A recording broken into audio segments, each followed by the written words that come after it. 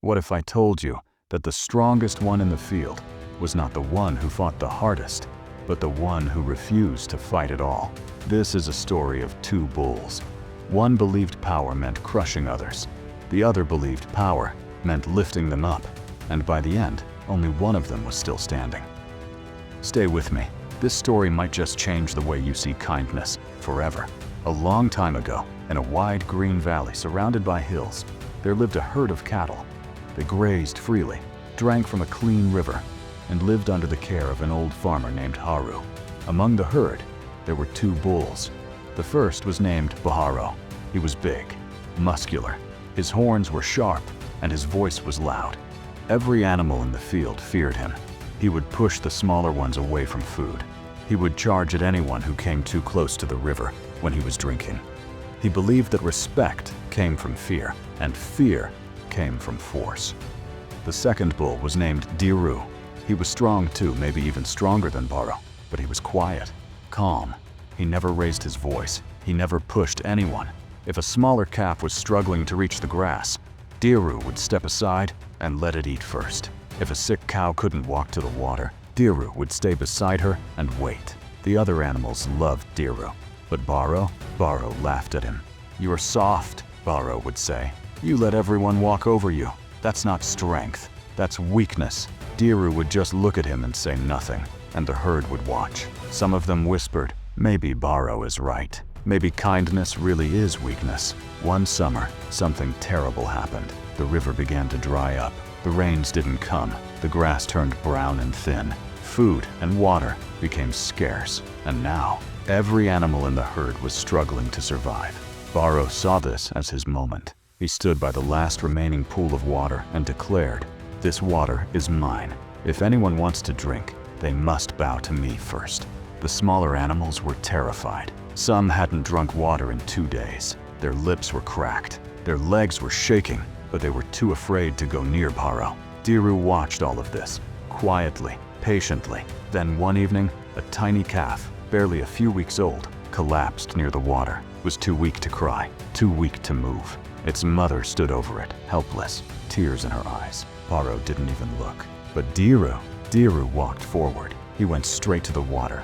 Baro snorted and blocked his path. "What do you think you're doing, soft one?" Baro growled. Diru looked him in the eyes and said calmly, "I'm not here to fight you.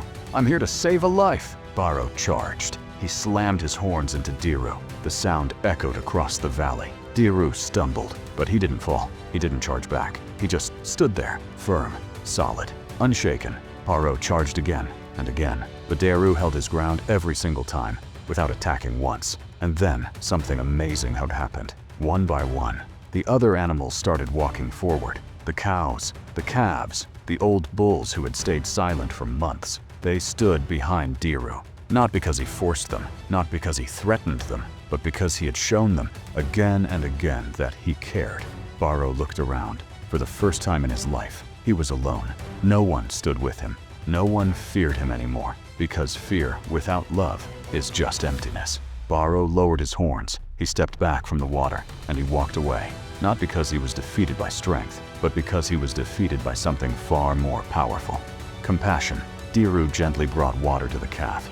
The little one drank slowly. Its eyes opened. Its mother nuzzled Diru's neck and whispered, "Thank you."